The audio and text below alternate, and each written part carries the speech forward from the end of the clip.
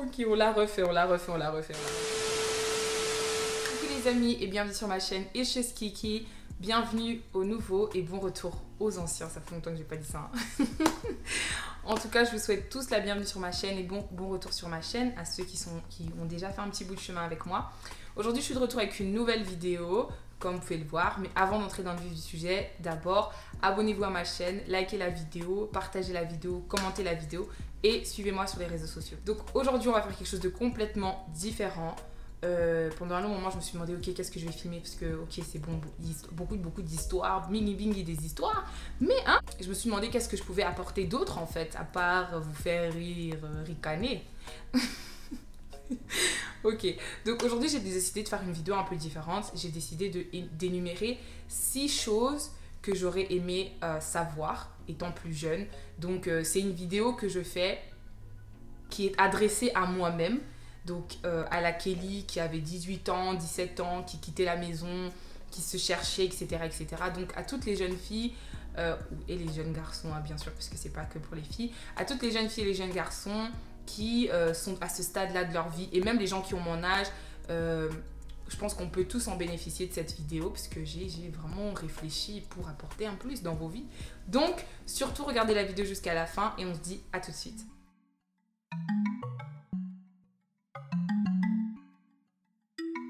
Le point numéro 1. Donc la première chose que j'aurais aimé savoir étant plus jeune ou que j'aurais aimé faire étant plus jeune, c'est de me rapprocher de Dieu.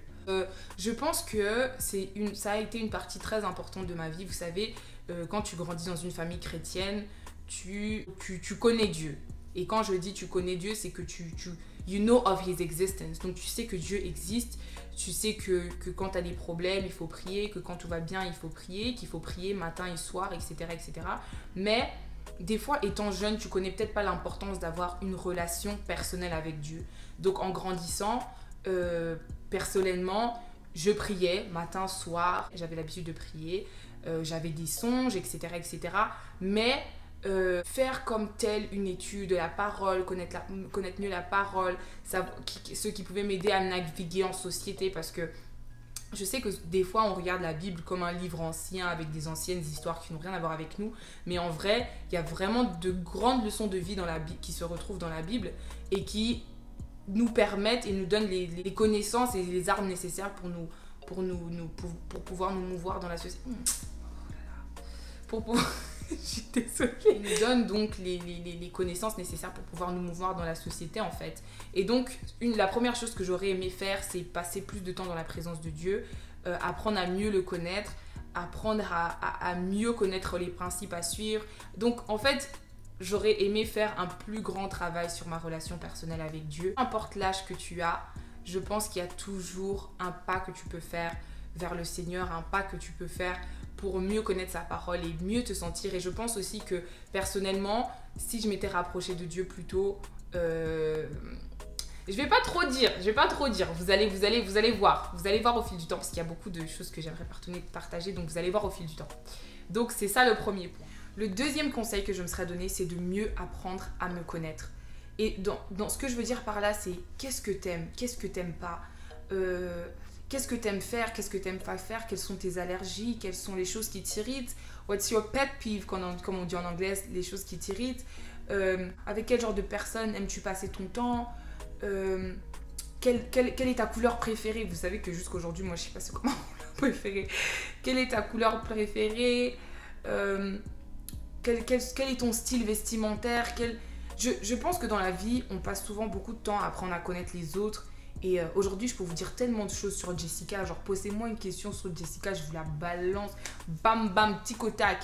Et par moments, quand on nous pose à nous les questions existentielles, bon, pas les questions existentielles, j'ai exagéré, mais quand on nous pose des questions, genre, cite-moi 3 trucs que tu aimes. Genre, quand tu apprends à connaître quelqu'un de nouveau, hein, je parle de relation fille-garçon.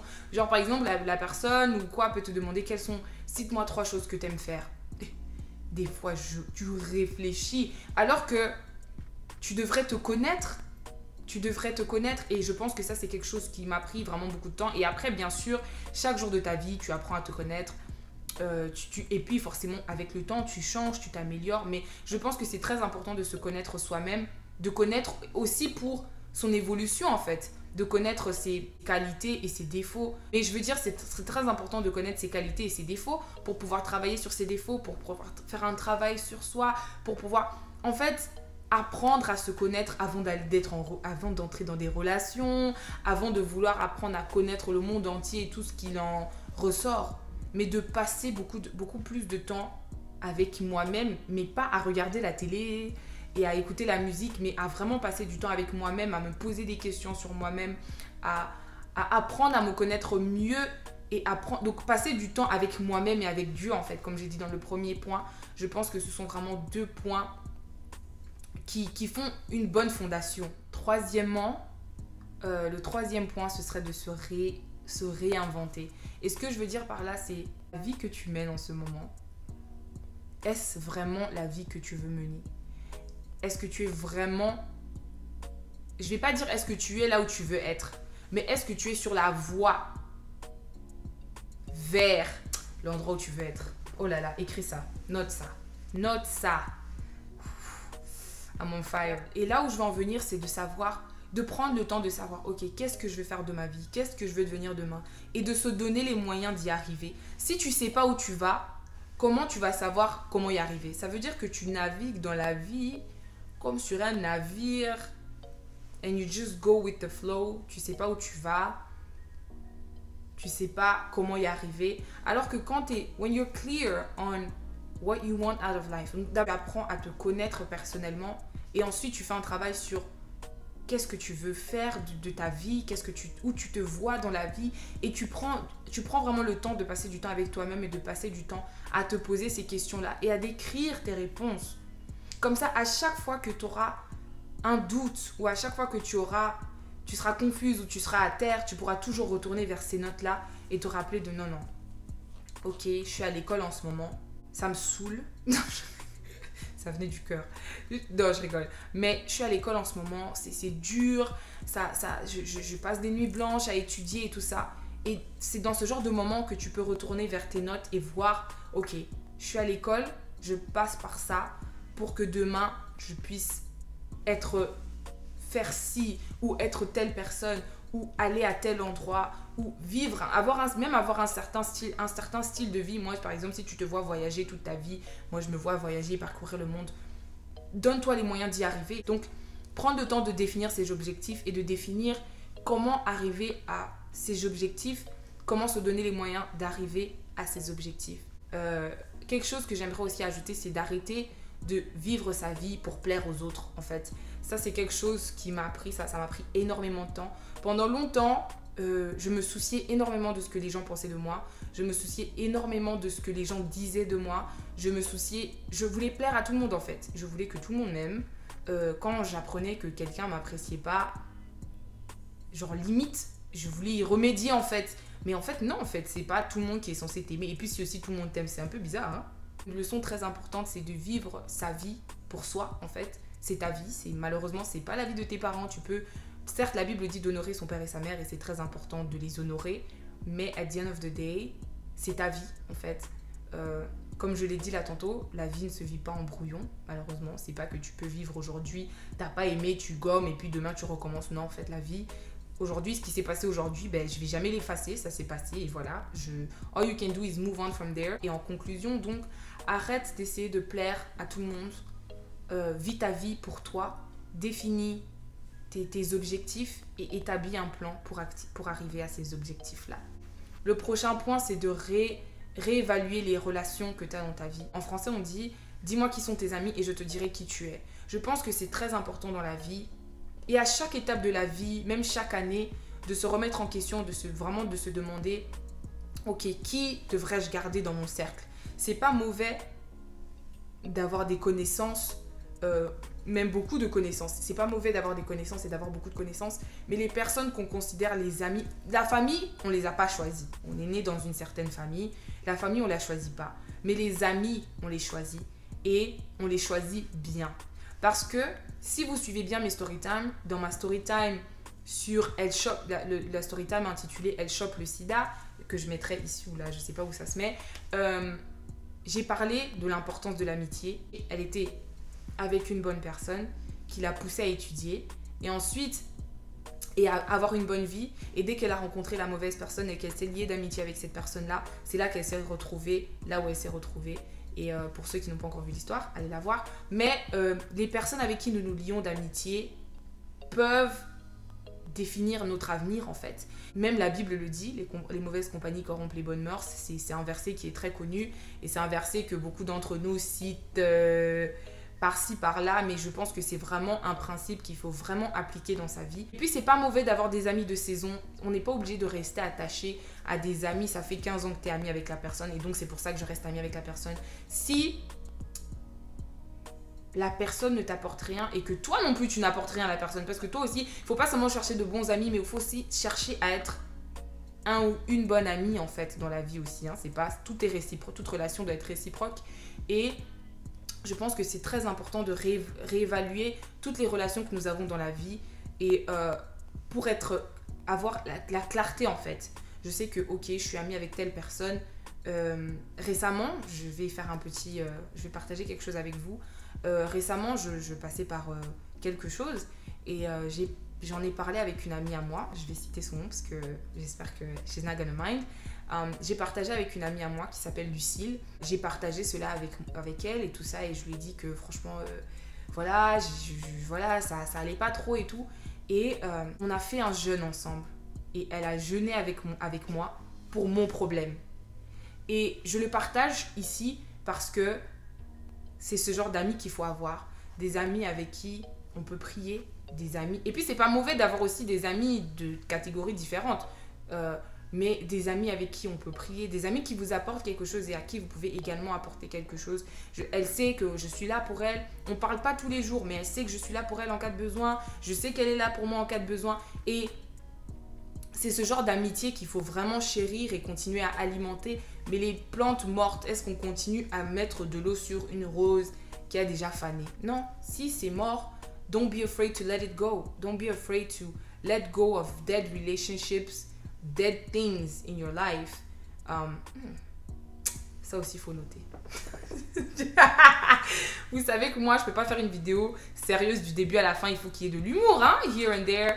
Il faut qu'on soit, vous savez, sur ma chaîne, on est décontracté. Sur ma chaîne, on rigole, on apprend, on rigole ensemble et on partage. Comme 5e point, j'aimerais parler de l'équilibre. Équilibre. Encore une fois, pour la petite histoire, quand je vivais chez mes parents, en grandissant, quand j'étais en primaire, etc., mes parents nous ont toujours forcés, à mes frères et moi, d'avoir une activité extrascolaire. Donc, on ne pouvait pas seulement aller à l'école et rentrer à la maison. Il fallait qu'on ait toujours quelque chose à faire. Et chaque année, donc, pour la petite, moi, j'ai tout fait. J'ai joué au basket, j'ai fait du violon, j'ai fait du solfège, j'ai fait de la danse, donc j'ai fait du jazz, j'ai fait du hip-hop, je crois. Donc, en fait, chaque année, je faisais autre chose parce que je cherchais chaussures à mon pied. Et oui, le basket, ça n'a pas marché. Pardon, papa. Mais pendant longtemps, j'ai pas compris en fait. Parce que c'était pas chaque année que j'avais forcément envie de faire quelque chose. Mais j'ai pas compris. Mais je comprenais pas l'utilité. Et souvent, nos parents nous disent que tu comprendras plus tard.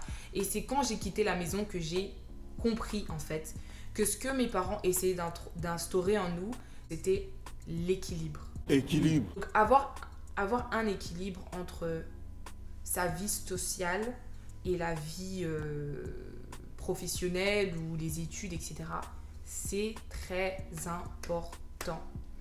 Quand j'ai quitté la maison et que je suis venue ici, ma vie sociale était presque nulle parce que forcément, je venais d'arriver dans un nouveau pays dans lequel j'avais très très peu d'amis. Et les amis que j'avais, forcément, moi, je venais d'arriver, eux, ils étaient là depuis quelques temps. Et voilà, il y a l'école, il y a que ceci, cela. Je suis arrivée en hiver, donc c'est pas non plus le moment où on a vraiment envie de beaucoup sortir, etc. On aurait dû parce que le Covid, vraiment, tu regrettes toutes les sorties que t'as pas faites en fait. Mais, donc voilà. Donc ma vie sociale était presque nulle.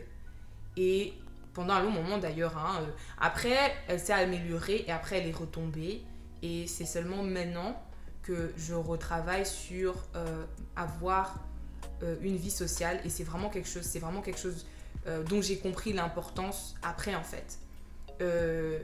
Quand il n'y a pas d'équilibre entre quand tu fais qu'une chose, Genre, des fois, même mes parents me disent non, écoute, si t'es en train d'étudier et tu vois que ça rentre pas, des fois, il suffit, tu vas, tu prends l'air, tu marches, tu cours, tu fais du sport ou tu fais. Enfin, voilà, tu aères ta tête en fait. Et moi, ne pas faire cela pendant un long moment, ça m'a rendue dépressive. Oui, j'ai fait peut-être même plusieurs mini-dépressions. Après, quand je parle de dépression, je parle de moments où j'étais vraiment, vraiment, vraiment down. Et je sais que la dépression, c'est pas quelque chose, c'est pas un mot qu'il faut utiliser à la légère. C'est quelque chose qui est d'ailleurs même souvent diagnostiqué. Il faut que ce soit diagnostiqué par un médecin. Et la raison pour laquelle je me permets d'utiliser ce mot, c'est parce que pendant un petit moment, j'ai eu à voir quelqu'un.